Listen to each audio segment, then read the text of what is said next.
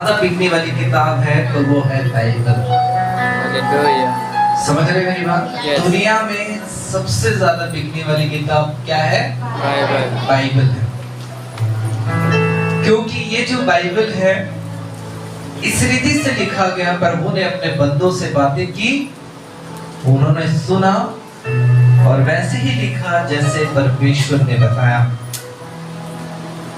अर्थात ये स्वयं परमेश्वर की वाणी है, परमेश्वर के शब्द है। जब मैं शुरू दौर में चर्च जाया करता था, लोग ऐसे ही बोला करते थे प्रचारक, तो क्या खुदा की बात कैसे हो सकती है, ईश्वर की बात कैसी हो सकती है? जब मैंने पढ़ा तब पता चला ये सचमुच खुदा की वाणी है। हालेलुया। सच में कोई इंसान की सोच इस तरीके से नहीं है। अद्भुत बातें इस वचन पे लिखा है। सृष्टि कैसे हुई, सृष्टि का अंत कैसे होगा, कौन से देशों में लड़ाइयां होंगी, कैसे बीमारियां आएंगी, कैसे पाप बढ़ेंगे, कैसे शैतान का राज्य आएगा, ये सारी बातें जो है इस किताब पर लिखी हुई है। और इस बाइबल का नाम है पवित्र बाइबल। जी हाँ, पवित्र अर्थात सत्य। इसमें कोई भी बातें, कोई भी बात झूठ नहीं है, परंतु सत्य बात है इसमें। तो ऐसे वचन को आप सुनने के लिए तैयार हैं? क्यों ना इन बातों के लिए जो परमेश्वर ने हमें दिया है, हम क्यों ना उसकी शान में जोरदार ताली बजाएं।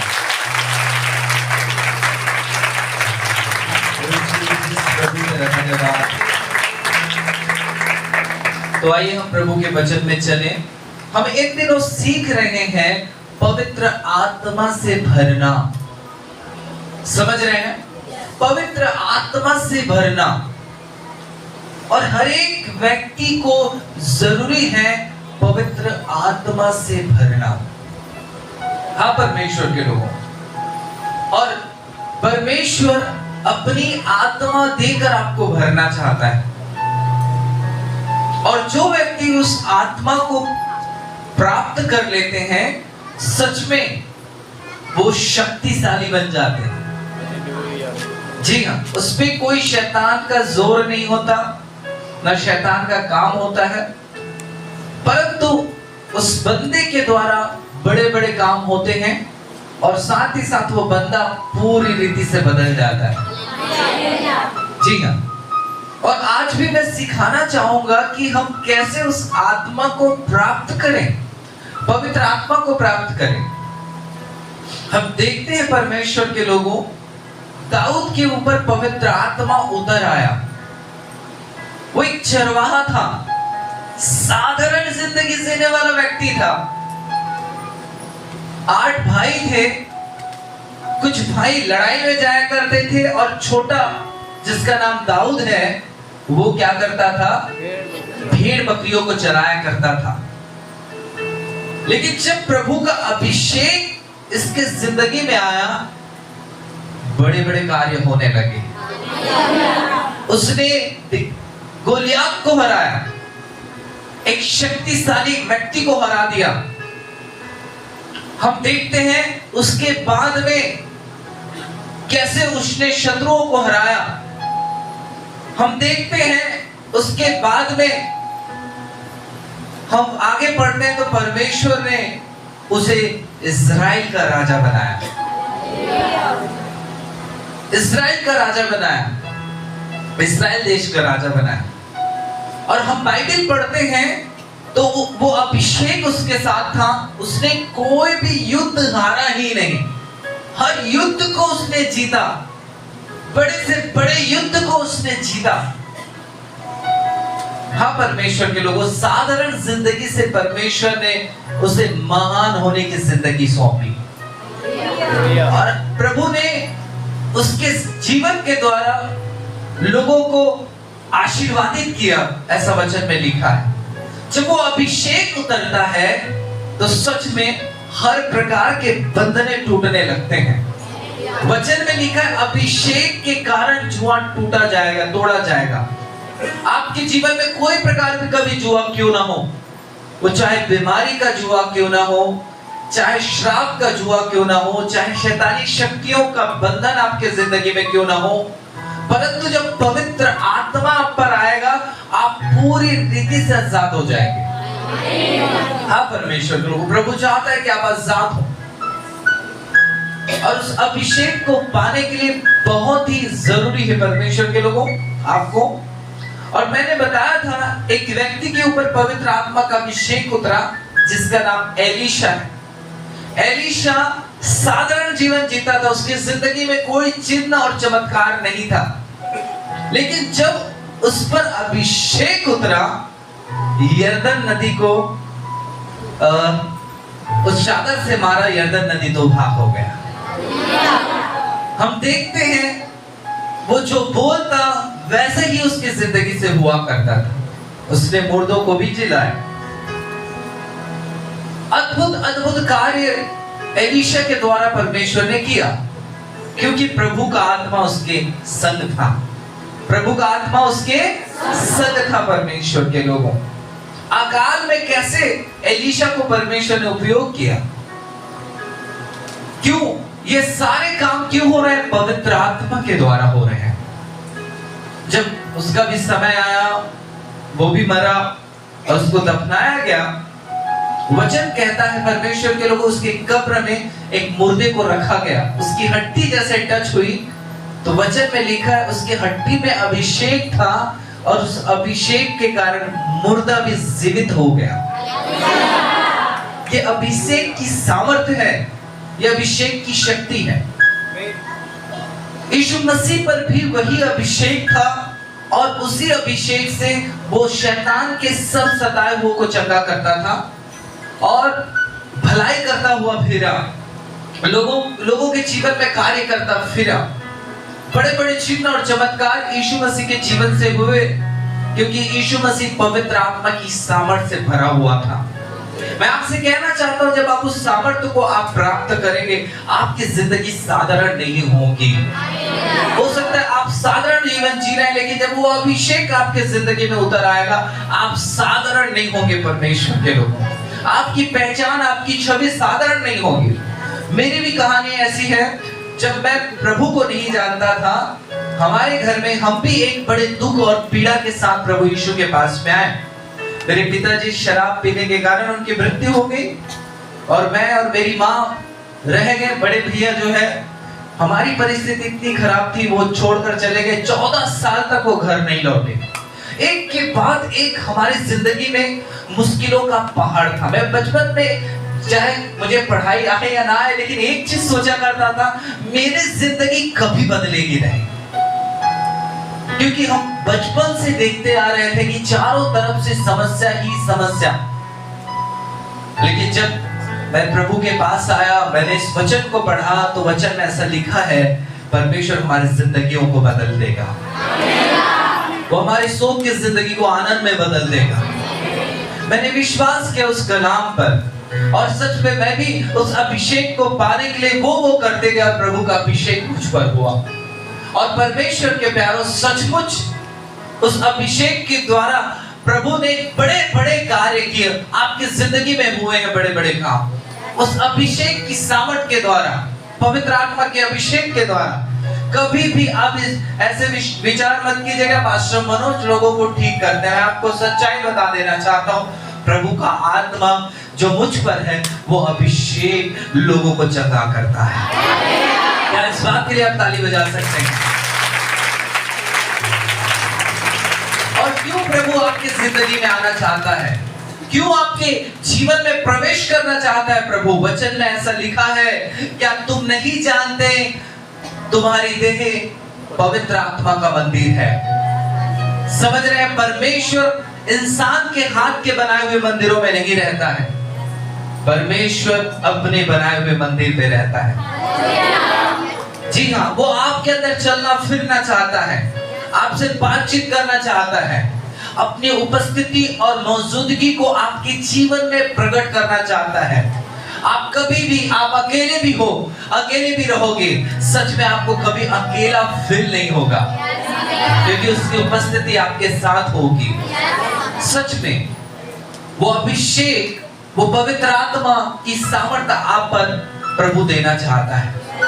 लेकिन आपको करना क्या है परमेश्वर के लोगों? आज उस बात को हम सीखेंगे ताकि हम उस अभिषेक को प्राप्त करें, अर्थात पवित्र आत्मा को हम प्राप्त करें। अब निडर बन जाओगे, साधारण नहीं रहोगे। जितनों पर प्रभु का अभिषेक आया, परमेश्वर के लोगों, उन्होंने बड़े बड़े काम किए। उनके जिंदगी में परमेश्वर ने बड़ी बड़ी गवाहियों को दिया, बड़े बड़े कार्यों को प्रभु ने उनके जिंदगी में प्रकट किया। जितने लोग चाहते हैं वो बोले यीशु मसीह की जय। उतना भूख नहीं है आपके अंदर। एक बार और शायद प्रभु आपको देखे, फिर से बदल गया करके दे आपको, बोले यीशु मसीह की। हाँ, कुछ ज्यादा हो गया। बहुत बढ़िया। तो आइए हम देखते हैं एक व्यक्ति के बारे में जिसका नाम है, प्रेरित की किताब 10 अध्याय में लिखा है, कुरनेलियुस के बारे में हम यहाँ पे देखेंगे। बहुत ही यहाँ पे एक व्यक्ति को प्रभु ने उसके परिवार को और उस पर अपने अभिषेक से भरा। जी हाँ, 2 को पढ़ देंगे विशाल दादा। 10:2। हाँ, वह भक्त था। हाँ, और अपने सारे घराने समेत परमेश्वर से डरता था। हाँ, और यहूदी लोगों को बहुत दान देता।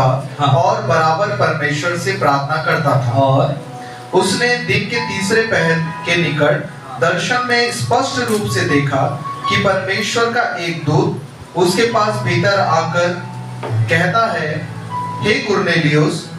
उसने उसे ध्यान से देखा और डर कर कहा, हे प्रभु, क्या है?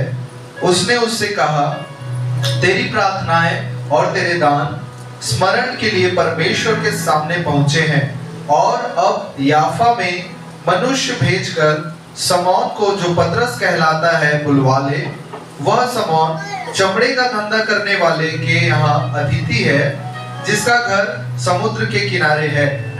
जब वह स्वर्गदूत जिसने उससे बातें की थी चला गया, तो उसने 2 सेवक और जो उसके पास उपस्थित रहा करते थे, उनमें से एक भक्त सिपाही को बुलाया और उन्हें सब बातें बताकर याफा को भेजा। हालेलुया। यहाँ पे परमेश्वर के लोगों, कहानी ऐसी है, एक व्यक्ति है जिसका नाम कुरनेलियुस है, और वचन में लिखा है वो एक भक्त था, परमेश्वर का एक भक्त था। और दूसरी बात, वो अपने समस्त घराने के साथ परमेश्वर से डरता था। और तीसरी बात ऐसे लिखी हुई है, वो यहूदियों को बहुत दान करता था। और चौथी बात लिखा है, और बराबर परमेश्वर से प्रार्थना करता था। जी हाँ, ये 4 गुण उसके जिंदगी में थे, और इस बात से परमेश्वर प्रसन्न हुआ। परमेश्वर के लोगों, अपने दूत, स्वर्गदूत को कुरनेलियुस के घर में भेजा। स्वर्गदूत कितने लोग देखना चाहते हैं? सच में बहुत अद्भुत है। मैं विश्वास करता हूँ कहीं ना कहीं आप देखें स्वर्गदूत को। हालेलुया। अब मैं यकीन करता हूँ अगर इन बातों को फॉलो करें तो आप जरूर आप स्वर्गदूतों की उपस्थिति को देखेंगे। जी हाँ, तो परमेश्वर के लोगों, ये 4 बातें जो है अपने जिंदगी में लेकर चल रहा था, और स्वर्गदूत को परमेश्वर ने भेजा उसके घर में। और तीसरे पहर के समय इसने स्वर्गदूत को स्पष्ट रूप से दर्शन में देखा, और स्वर्गदूत ने कहा, हे कुरनेलियुस। उसने उसे ध्यान से देखकर डर के कहा, हे प्रभु, क्या है? उसने कहा, तेरी प्रार्थना, तेरे दान स्मरण के लिए परमेश्वर के सामने पहुंचे हैं। प्रभु कह रहे हैं, स्वर्गदूत कह रहे हैं, कुरनेलियुस, तेरी दान, तू जो दान करता है वो दान, और जो प्रार्थना तू बराबर करता है, वो स्वर्ग में प्रभु के पास पहुंचे हैं। जी हाँ, आप जो भी प्रार्थना करते हैं वो स्वर्ग में प्रभु के पास पहुंचता है। जो आप दान करते हैं, जो सेवा के लिए दान करते हैं, वो दान कहाँ पहुंचता है? प्रभु के पास पहुंचता है। और स्वर्गदूत कह रहा है कि और अब याफा में मनुष्य भेजकर सिमोन को, जो पतरस कहलाता है, बुलवा ले।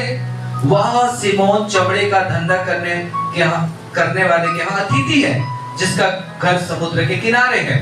जी हाँ, स्वर्गदूत कुछ बातों को बता रहा है। एक व्यक्ति है अतिथि के रूप में समुद्र के किनारे एक व्यक्ति के घर रुका है, उसे क्या कर ले, तू अपने यहाँ बुला ले। और कुरनेलियुस ने वैसे ही किया। उसने एक प्रभु के दास वहां पे रुके हुए थे जिसका नाम पतरस है, उसने अपने घर में बुला लिया। कभी पतरस से मिला हुआ नहीं है। पतरस कौन है? यीशु मसीह का चेला है। यीशु मसीह का चेला है। और सारी बातें पतरस को बताया गया, और बताने के बाद परमेश्वर के लोगों, यहाँ पे प्रभु ने एक बड़ा काम उस परिवार में किया, उस घराने में किया। हम देखते हैं पतरस आया घर में, और घर में आने के बाद वो वचन को प्रचार कर रहा था, तो उसके परिवार में, उसके घराने में वचन में लिखा है, लोग पवित्र आत्मा से भरने लगे। हालेलुया। पवित्र आत्मा उन पर उतर आया, पवित्र आत्मा की सामर्थ उन पर उतर आई, शक्ति उतर आया पवित्र आत्मा का। मैं कहना चाहता हूं परमेश्वर के लोगों, आप भी जब कुरनेलियुस के समान काम करेंगे, प्रभु भी अपने अभिषेक से भरेगा। स्वर्गदूत कह रहे हैं कि तू प्रार्थना करता है और तेरी दान स्वर्ग में पहुंची है, तेरी प्रार्थना तेरी दान स्वर्ग से पहुंची है। इसका मतलब यह है कि परमेश्वर इसके जिंदगी से प्रसन्न हो गया था। वो बात है प्रार्थना, और दूसरी बात है दान देना। परमेश्वर के लोगों में आज कहना चाहता हूं, अगर आप एक सही रीति से प्रार्थना करेंगे तो प्रभु अपना अभिषेक आपकी जिंदगी में उड़ेलेगा। पवित्र आत्मा का अभिषेक आप प्रार्थना करके आप प्राप्त कर सकते हैं। यीशु ने भी कहा, मांगने वाले को पवित्र आत्मा क्यों नहीं मिलेगा?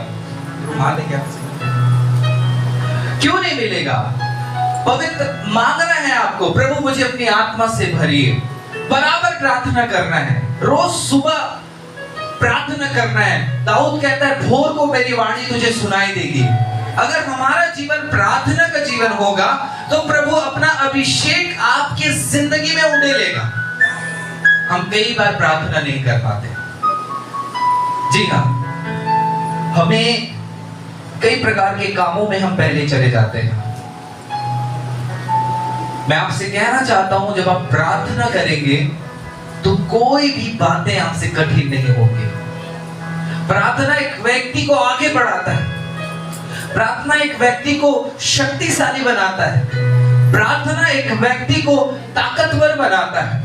और वचन कहता है, प्रार्थना करने वाला व्यक्ति हर प्रकार के दुष्ट आत्माओं को भगा सकता है। हालेलुया। जी हाँ, आज मैं कहना चाहता हूं, ये सच्चाई है, आप माने या ना माने, बुरी शक्तियों का काम बहुत तेजी से चल रहा है, बहुत तेजी से चल रहा है। अगर उस शक्ति से आप बचना चाहते हैं और आपके जीवन से लोग बचे, तो मैं आपसे कहना चाहता हूं, उसके लिए आपको प्रार्थना करना होगा। आप सोचेंगे पास्टर प्रार्थना करेंगे और मैं ठीक रहूंगा। नहीं, प्रभु चाहता है कि आप सब प्रार्थना करना आपको आना चाहिए, सबों को प्रार्थना करना आना चाहिए, नहीं तो शैतान आप पर आक्रमण करेगा।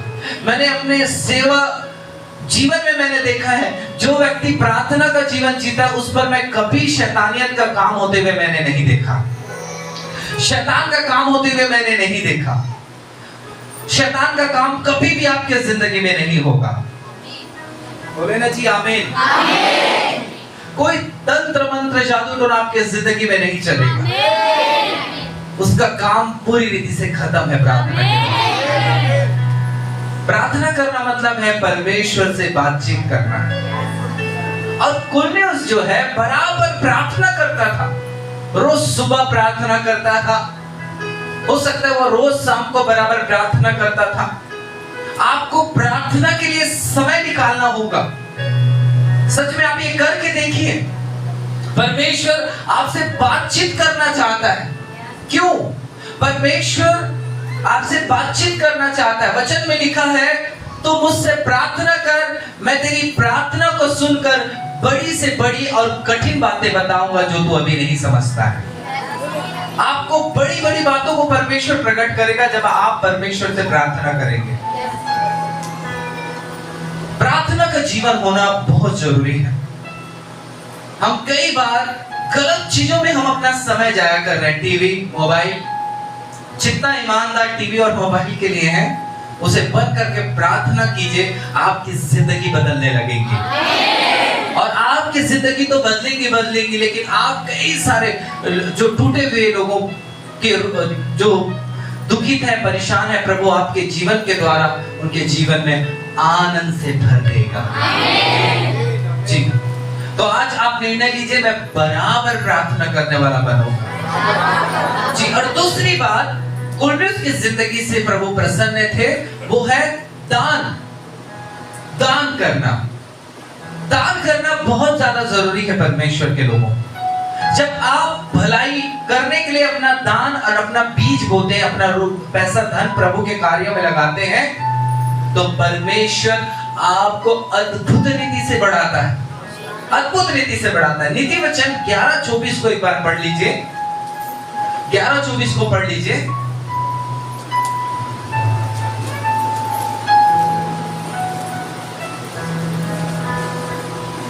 ऐसे हैं जो छितरा देते हैं तो भी उनकी बढ़ती ही होती है, और ऐसे भी हैं जो यथार्थ से कम देते हैं और इससे उनकी घटी ही होती है। हाँ, उदार प्राणी हृष्ट पुष्ट हो जाता है, और जो दूसरों की खेती सींचता है उसकी भी सींची जाती है। जी हाँ, यहाँ पे ऐसा लिखा है, ऐसे हैं जो छितरा देते हैं, धर्म के काम के लिए, अच्छे काम के लिए अपना दान देते हैं। कुर्नेलियुस जो है यहूदियों को दान दिया करता था, यहूदियों को प्रभु की सेवा के लिए वो दान दिया करता था। और परमेश्वर के प्यारों, ऐसा हो यहाँ पे लिखा है, जो छितरा देते हैं तो भी उनकी क्या होती है, बढ़ती ही होती है, बढ़ती ही होती। पिछले समय मैंने गवाही बताया था हमारी एक दीदी की, वो देने के मामले में बहुत आगे आई। परमेश्वर ने पिछले वर्ष 100 कट्टे धान उनके जमीन से प्रभु ने दिए। वो अचंभव थी कि वो जब से शादी होकर आई कभी इतना दान नहीं मिला। प्रभु ने उनकी बढ़ती की, उनकी बढ़ती की परमेश्वर के लोगों। कहीं ना कहीं जो भी आप कर रहे हैं, परमेश्वर आपको बढ़ती में लेकर आएगा। हमारी बहन नाम बोल गया, प्रभा हंस भी रही होगी, पास्टर जी मेरा नाम बोल गए।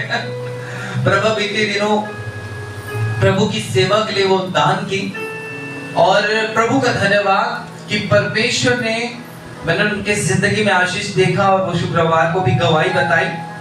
एक अच्छा जगह उसका जॉब लगा, अच्छा जगह जॉब लगा। अभी तक नर्सिंग करने के बाद इतना जो पेमेंट था वो कभी नहीं हुआ था। परमेश्वर के अनुग्रह उस पर हुआ, एक अच्छी जगह जॉब लगा, और 15,000 रुपए उनका पेमेंट है। दूसरी बात, वो जब भी नौकरी करने जाती थी, तबीयत खराब हो जाता था, वो बार बार घर आती थी, लेकिन इस बार ऐसा नहीं हुआ, क्योंकि वचन कहता है जो छितरा देता है उसकी घटती नहीं, उसकी क्या होती है जी, बढ़ती होती। क्योंकि जो अपना बीज बोता है, प्रभु का अभिषेक उनके ऊपर उतर आता है, प्रभु की शक्ति उन पर उतर आती है, प्रभु का चमत्कार उनके जिंदगी में उतर आता है। जी हाँ, और यहाँ पे लिखा है, ऐसे भी हैं जो यथार्थ से कम देते हैं, जिनको वो दे सकते हैं ज्यादा। समझ रहे हैं मेरी बात? वो दे सकते हैं ज्यादा, फिर भी क्या करते हैं, थोड़ा देते हैं। प्रभु के कार्य के लिए क्या देते हैं, थोड़ा देते हैं। पहले हम संसार में थे जी, संसार में कितने हम वेस्ट धन उड़ा दिया करते थे गलत चीजों में, लेकिन यहाँ पे वचन ऐसा कहता है, जो यथार्थ से मतलब उचित जितना देना चाहिए वो कम देता है, उसको क्या होता है, घटी होती है।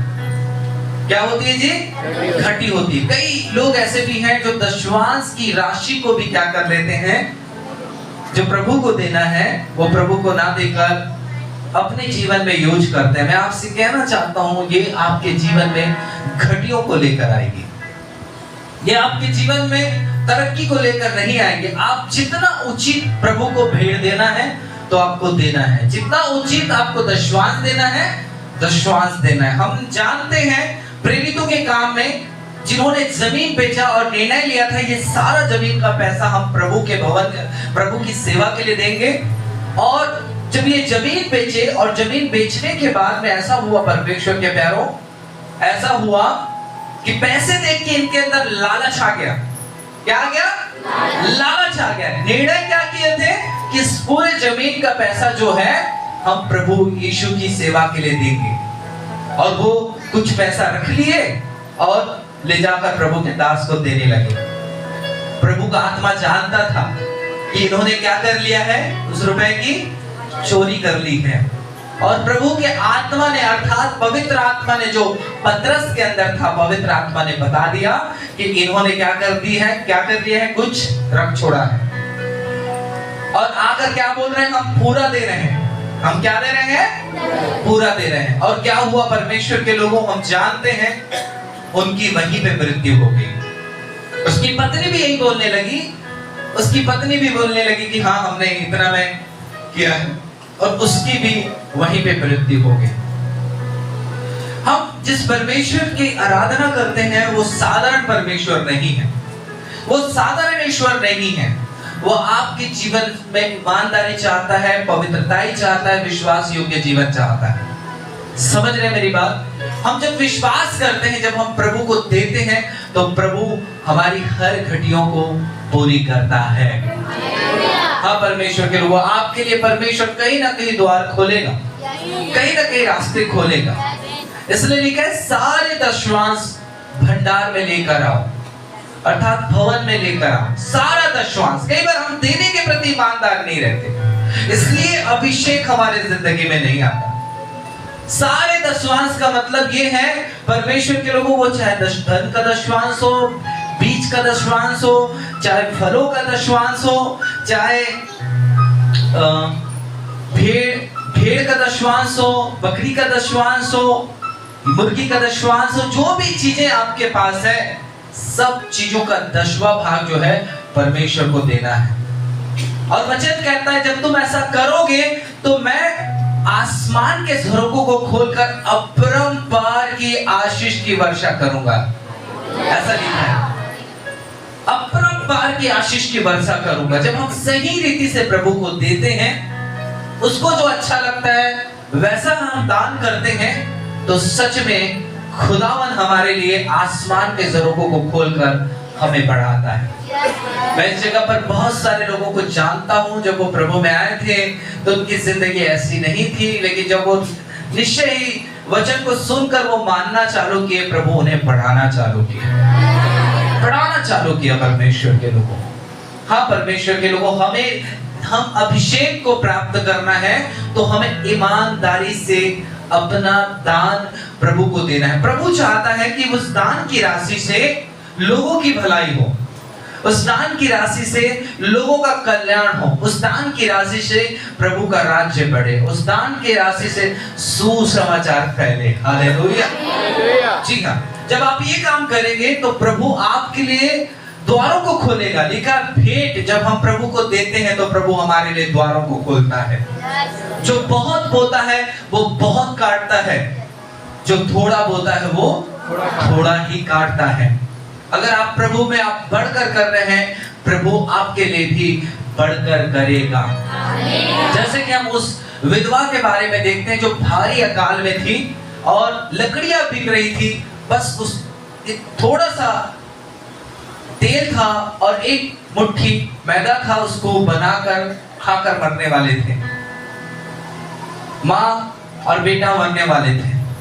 उसी में प्रभु का दास पहुंचा और कहा मेरे लिए बना कर लाओ। तो उसने कहा हमारे घर में थोड़ा सा तेल और थोड़ा सा मैदा है, आज उसे हम खाकर मरने वाले हैं, पहले मेरे लिए लाओ। और जब वो प्रभु के दास के लिए रोटी ला कर दिए, वचन कहता है उस तेल, उस कुप्पी में बहुत सारा तेल हो गया, उसके भंडार में बहुत सारा मैदा हो गया। पूरे घराने के साथ खाते रहे, जब तक अकाल रहा तब तक उनका तेल नहीं घटा, ना मैदा कम हुआ। जब हम प्रभु के कार्य के लिए, जब हम प्रभु की सेवा के लिए हम ऐसा काम करते हैं तो प्रभु हमारे भंडारों को खोलता है। जी हाँ, हमें परमेश्वर अनुग्रहित करता है। आज ही हम एक गवाही भी सुनेंगे, आज हम एक गवाही सुनेंगे। एक ऐसा भी परिवार है जो पहले सारा पैसा इलाज में और शराब में खत्म होता था, लेकिन प्रभु ने इलाज चंगाई उन्हें दी, छुटकारा दिया, शराब से आजादी दी। और आज मैं उस घर को देखता हूँ, बहुत ही सुंदर तरीके से उन्होंने घर बनाया।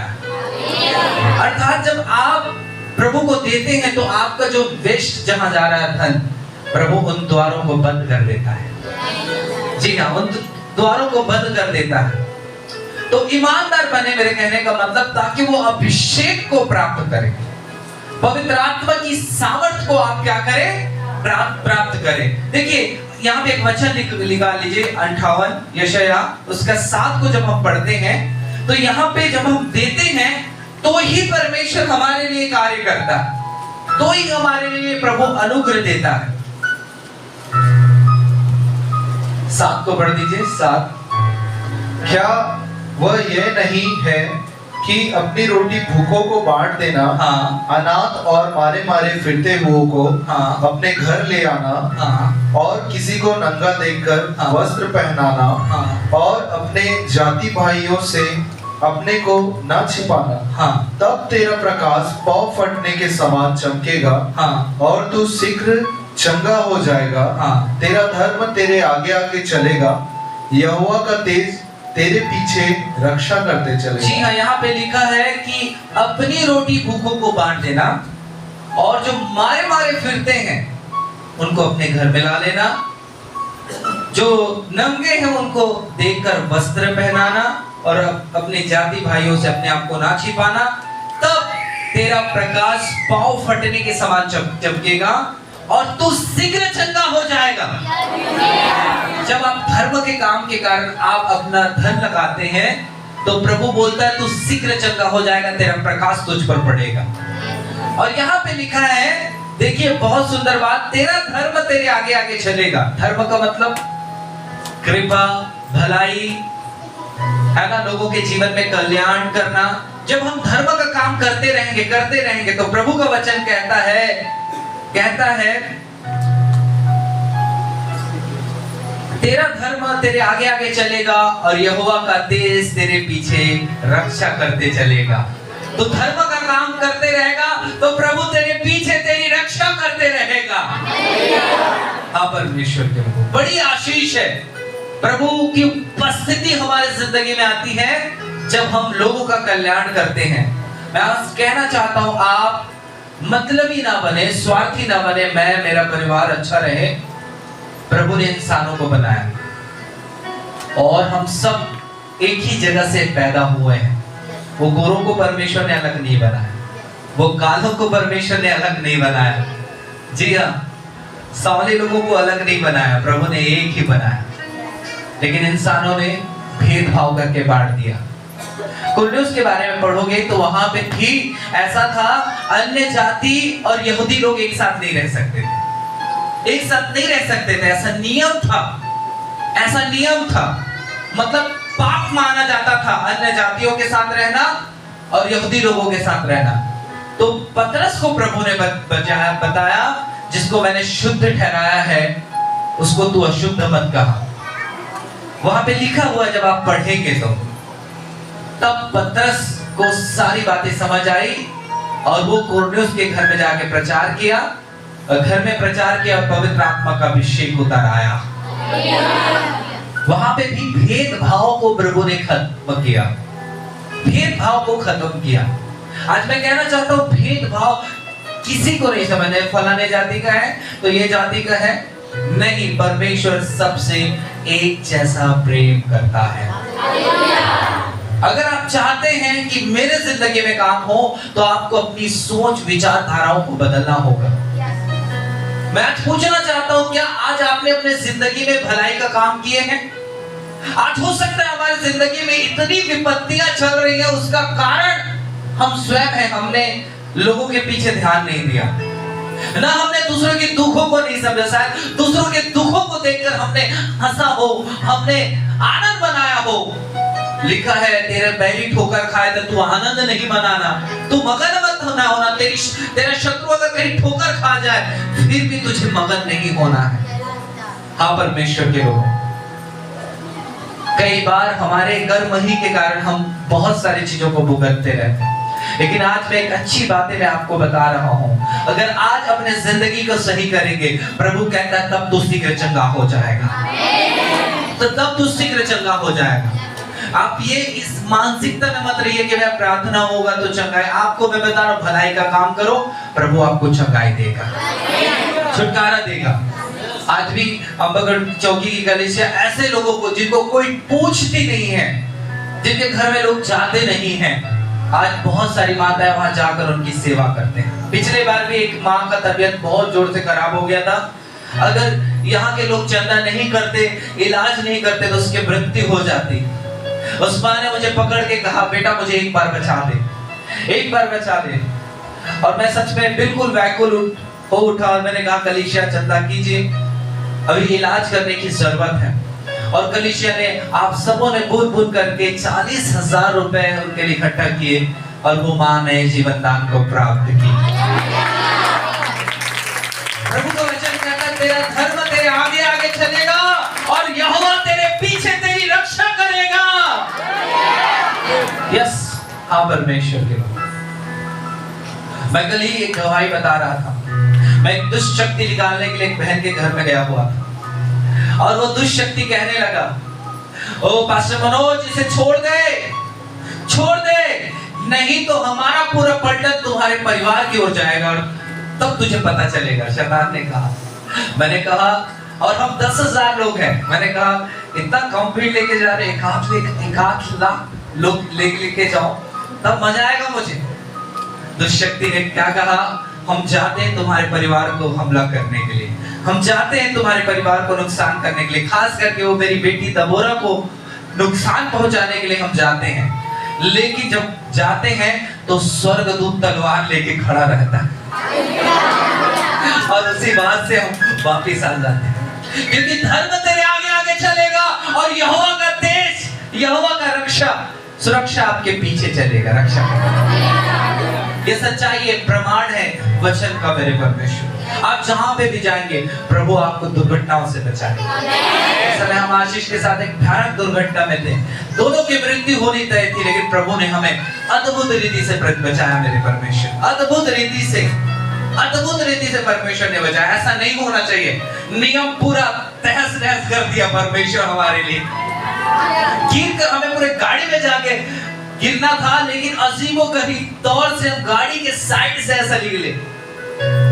आशीष ने तो बिल्कुल उम्मीद छोड़ दिया था, वो यकीन कर रहा था मैं जिंदा हूँ क्योंकि वही चला रहा था। हम एक शादी में गए हुए थे गरियाबंद तरफ, धमतरी तरफ, जंगल तरफ। अब वहां जाने के बाद हम देखे रात को इतना शराब महिला पुरुष पी रहे, हम बोले एक क्षण नहीं रह सकते रे बाबा। हम जंगल से निकल के बाहर आए और धमतरी के पास ऐसा घटना घटा, वहां पे प्रभु ने हमारी रक्षा की। आपको प्रभु विपत्तियों से बचाएगा, लेकिन धर्म का काम होना चाहिए, धर्म का काम होना चाहिए। अगर कोई भूखा है आप उसे खाना दे दे, किसका घर उजड़ा हो तो उसको बनाए आप। जी हाँ, और वचन कहता है मेरी सेवा इसी में होती है जब तुम एक दूसरे की मदद करते हो। जी हाँ, हम प्रभु की सेवा तभी कर पाते हैं जब हम एक दूसरे की मदद कर पाते हैं। वचन में लिखा है और ऐसे ही लोग स्वर्ग में जाएंगे। अब इधर हम कितना स्वर्गीय निकले, स्वर्ग में कभी नहीं जा सकते। तूने प्रभु न्याय करेगा, मैं भूखा था तूने खाना खिलाया, मैं प्यासा था तूने पानी पिलाया, मैं बीमार था तुम मुझसे मिलने आए। तो लोगों ने कहा कब आए थे प्रभु हम? तुम बीमारों से मिले, मतलब मुझसे मिले। भूखों को खाना खिलाए, मुझे खिलाए। प्यासा को पानी पिलाए, मुझे पिलाए। इन छोटों के साथ जैसा तुम व्यवहार करते हो वैसे तुम मेरे साथ व्यवहार करते हो। तुम स्वर्ग के अधिकारी। और जिन्होंने ऐसा नहीं किया वो नरक के लिए, उस दरकते हुए आग में उन्हें डाल दिया गया परमेश्वर के लिए। भलाई करना जरूरी है।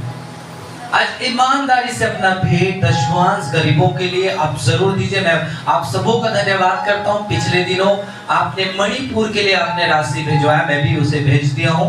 मात्र 2000 बाकी है, फोन नहीं होने के कारण मैं नहीं भेज पाया हूँ, लेकिन शीघ्र मणिपुर के लिए वो राशि पहुंच जाएगी, क्योंकि आज कई जगह टूट गए हैं, बिखर गए हैं, लोग घर छोड़कर बाहर हैं, खाने पीने की दिक्कतें आ रही हैं। प्रभु का धन्यवाद, इस सहयोग को अम्बागढ़ चौकी की कलीसिया ने की है और इसका मूल्य प्रभु के दृष्टि में बहुत बड़ा प्रतिफल है। ताली बजा सकते हैं परमेश्वर की स्तुति। बोले यीशु मसीह की। मैं भी जब प्रभु की सेवा में आया था तो एक ही विश्वास है, जो आज दुखित है मैं उनके दुखों को प्रभु की सामर्थ्य से मैं ठीक कर सकूं। जो जवान बिगड़ गए नशे में, मैं उनको गलत राहों में से बचा लूं। मैं 2 इरादे से ही प्रभु की सेवा में उतर आया था और मेरा कोई भूख नहीं था, कोई और स्वार्थ नहीं था। 2 ही स्वार्थ के कारण मैं यीशु मसीह की सेवा में आया, क्योंकि लोगों के दुखों को देखकर ऐसा लगता है वो मेरा ही दुख है। सच में लोगों की पीड़ाओं को देखकर ऐसा लगता है वो मेरी पीड़ा है। और परमेश्वर ने इन कामों के द्वारा मुझे बहुत आशीष दी। मैं चाहता हूं आप ऐसे काम करें परमेश्वर के लोगों, जिससे परमेश्वर प्रसन्न हो। ऐसे काम ना करें जिससे परमेश्वर दुखित, आपके जीवन से दुखित हो जाए।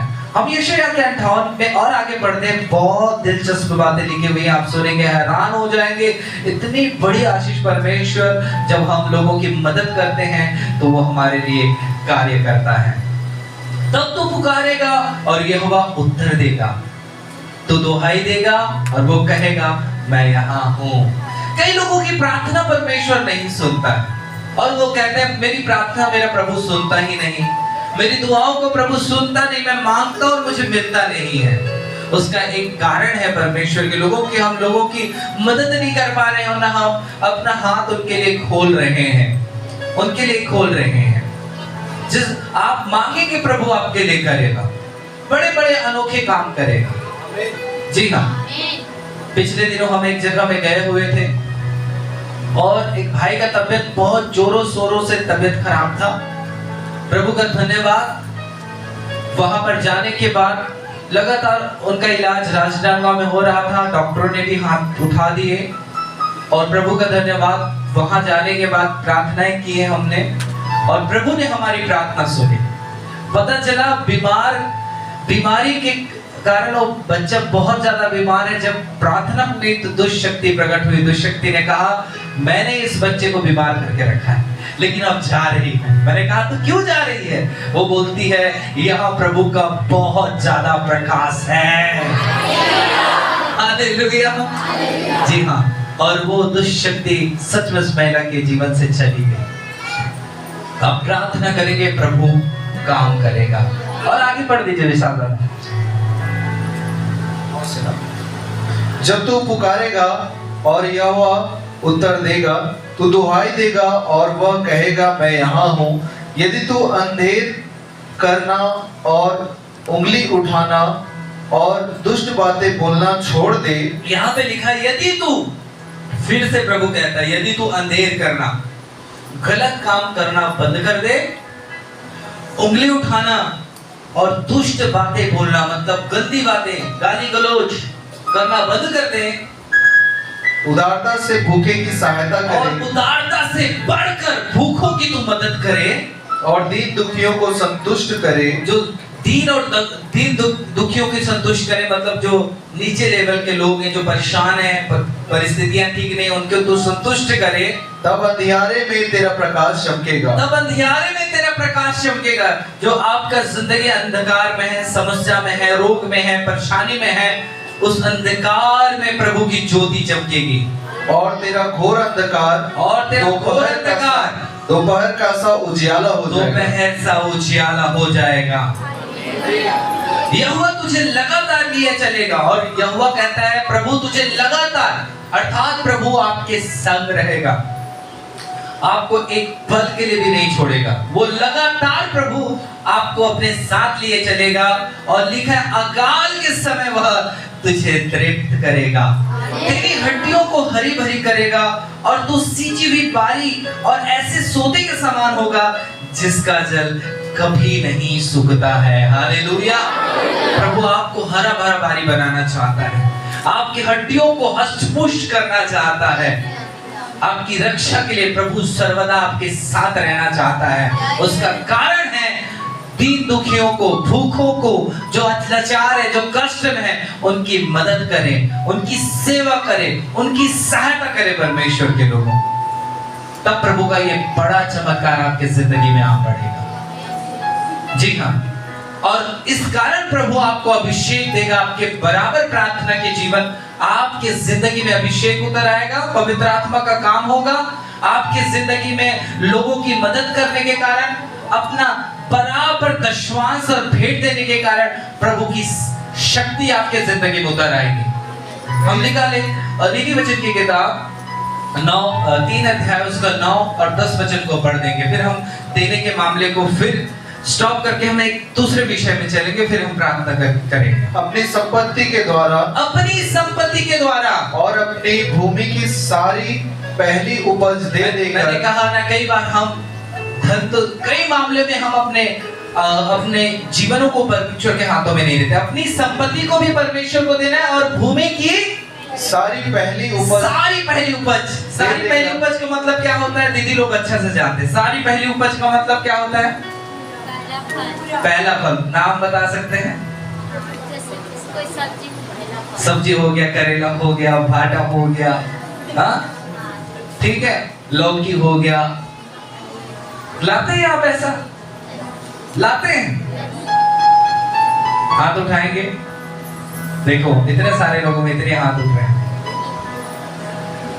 हाँ, हम सब पहला भाग परमेश्वर को चढ़ाएंगे क्योंकि सब कुछ का देने वाला परमेश्वर है।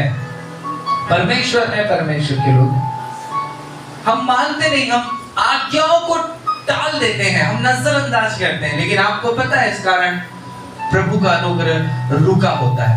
अब्राहम ने सारी वस्तुओं का दशवांश दिया, सब चीजों का 10वां भाग निकाल कर दिया, और प्रभु ने उसे धनाढ्य बनाया, उसके वंश को आशीर्वादित किया, और अब्राहम के वंश से ही इजराइल देश बना। हालेलुया! इजराइल देश आशीर्वादित हुआ, अब्राहम से ही इजराइल देश बना। परमेश्वर आपके जिंदगी में बड़े बड़े कार्य करना चाहते हैं, लेकिन कुछ चीजें आपकी जिंदगी से परमेश्वर चाहता है, उसे आप परमेश्वर को दे दीजिए। और ऐसा लिखा है, यहोवा को परख कर देखो कि वो कैसा भला परमेश्वर है। आप उसे कर कर देखिए, ऐसा काम करके देखिए। मुझे पता है आपने कई ऐसे काम किए हैं, उससे ज्यादा आपने खर्च किए हैं परमेश्वर के लोगों, लेकिन जब आप इस प्रभु की आज्ञा को मानकर ऐसा करेंगे तो प्रभु का वचन कहता है वो बहुतायत की आशीष आपकी जिंदगी में दे देगा। समझ रहे मेरी बातों को? तो पहला भाग परमेश्वर को दे, सारी वस्तुओं का दशवांश देना सीखें। भलाई करने के लिए, लोगों को, भूखों को खाना खिलाने के लिए आप हमेशा रेडी रहें, तैयार रहें। इस बात से प्रसन्न होकर प्रभु अपने अभिषेक को दे देगा। तीसरी बात हम देखते हैं अभिषेक को पाने के लिए, हम निकाले प्रेरित की किताब में से हम देखेंगे 2 अध्याय। मैं इस पॉइंट को बताकर हम समाप्त करूंगा, आप ध्यान से सुनेंगे, फिर हम आपके लिए प्रार्थना करेंगे। प्रेरितों के काम 2 अध्याय उस 38 वचन को पढ़ दीजिए।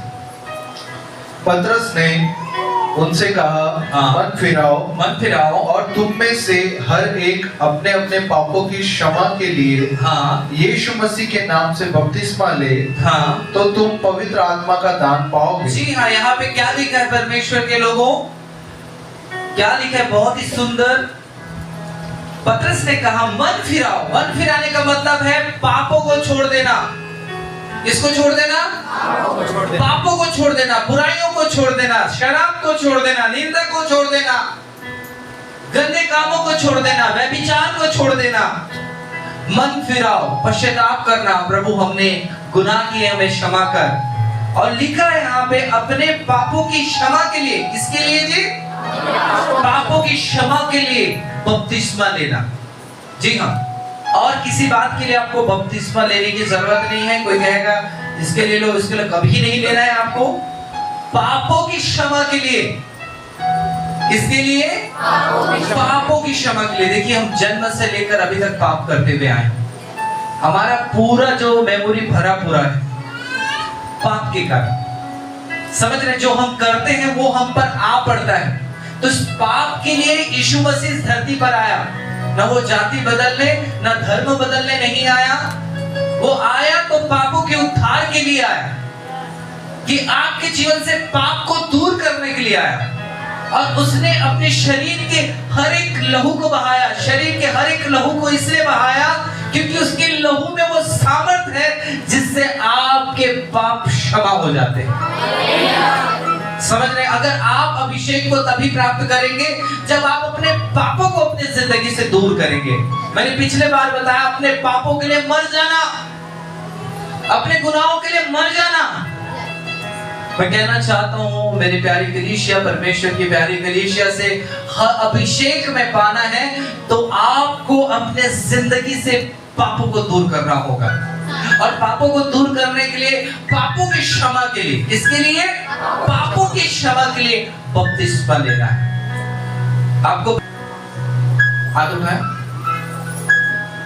आपको पता होना है, आप भूलना नहीं है कि आप इसलिए लिए हैं ताकि आपका पापों से उद्धार हो जाए।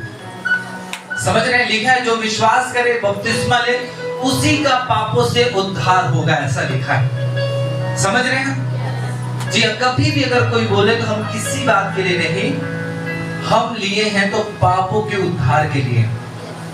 आज लोग कई प्रकार की बातें करते हैं परमेश्वर के लोगों, है ना, कि लेने से वो हो जाता है, वो हो जाता है, लेकिन वचन क्या कहता है? पापों के उद्धार के लिए। ठीक है, पापों के उद्धार के लिए। अगर जो लोग नहीं लिए हैं तो मैं आपसे कहना चाहता हूं, आप पापों के उद्धार के लिए बपतिस्मा लेना बहुत जरूरी है। क्यों? क्योंकि अगर हम पाप करते हुए मर जाएंगे, रोमियो 6:23 को पढ़ दीजिए, पाप करते हुए मर जाएंगे तो क्या होगा हमारे साथ? क्या होगा? हम इस बात को भी जाने।